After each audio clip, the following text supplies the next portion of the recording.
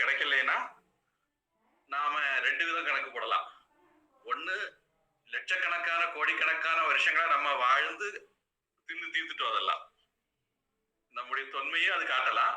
அல்லது நாம அதை அளவுக்கு அதிகமா பயன்படுத்தி செலவழிச்சிட்டோம்னு சொல்லலாம்.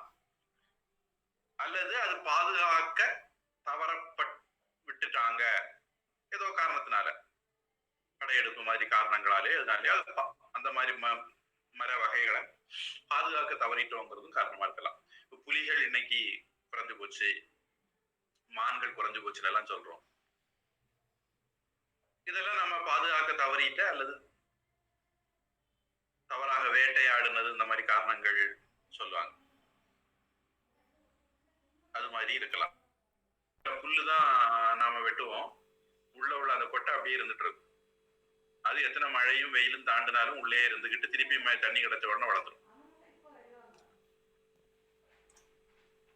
அருகா இருக்கணும். ஏன்னா பொதுவாக அருகம்புல்லுதான் சீக்கிரம் அழியாது.